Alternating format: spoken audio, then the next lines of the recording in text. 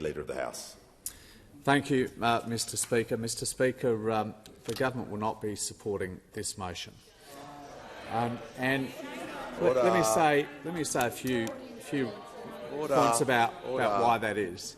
And I'm going to go short, as I've said to the letter, because I know the member for Kennedy, who feels passionately about these issues, wants to contribute to this debate as well. First of all, let me say it should be recognised that every single person across this parliament is committed to fighting abuse of children. Every single person across this parliament.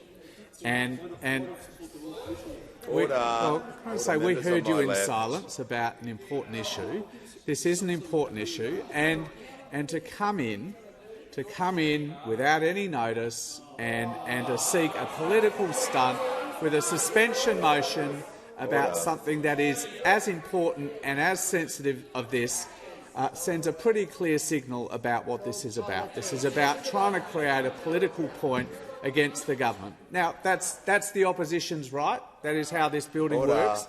But let's not be too holier-than-thou about this if you want a genuine debate about child sex abuse. Now, there is no person in this parliament that is not committed to fighting this. The Leader of the Nationals, to his credit, talked about the importance of practical action. I'm not quite sure how you square that with yet another inquiry.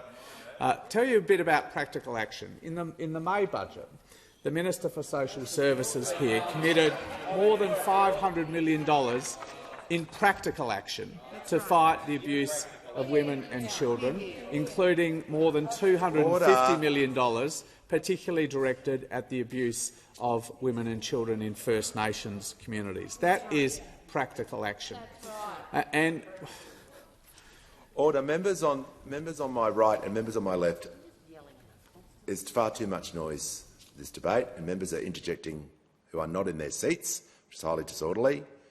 I'm just going to ask the Deputy Leader of the House to recognise that the temperature after the weekend, and the Leader of the Nationals spent quite a bit of time talking to this, the temperature after the weekend is high.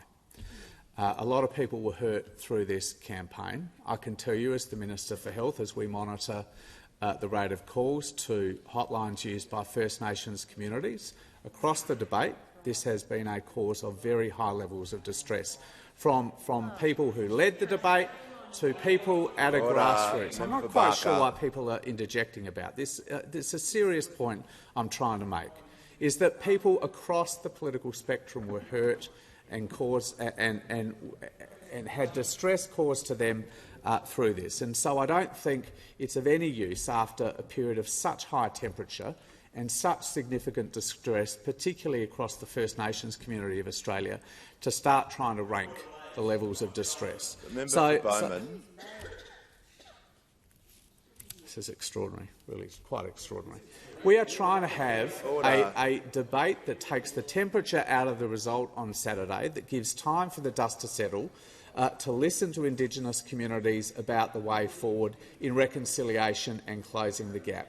We've made that very clear, as have almost all Indigenous leaders, that the vote on Saturday night, I think we all accept across this parliament, was not a vote against closing the gap in any of the key indicators, whether they are health or housing or the abuse of women and children. I think we are all across the parliament and across the Australian community, frankly, much better educated about the detail of that gap after we've had this debate over the last few months, and reaffirmed. No, I think. Order. The Leader of the Opposition. I said the detail.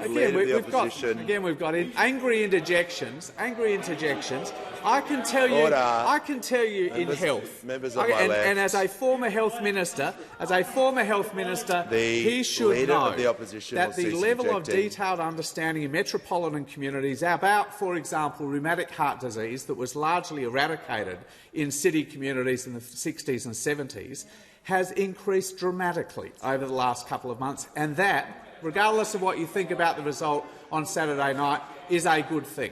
And we are all committed to finding a new way forward to deal with those challenges that I think are much better understood after the campaign that we had. Now, I'll go to the question of the audit that is also, I think, contained in the motion. also contained in the motion. The Audit Office, some of the interjections, that we don't worry about the kids. Like, seriously, you can have I don't know who said that. You can have a different approach on motions like this without having accusations thrown across the parliament that we don't care about kids. The Leader of the Nationals talked about practical action. We're taking practical action. We're taking practical action in Central Australia through the Central Australia Plan. We're taking action across Australia through a much larger commitment to preventing violence against women and children, delivered by this minister in the budget in 23-24. So I'm happy to have a debate about the pros and the cons of this motion, but what I'm not willing to do is take cheap shots about this chamber, about who does and who does not care about child abuse. Order.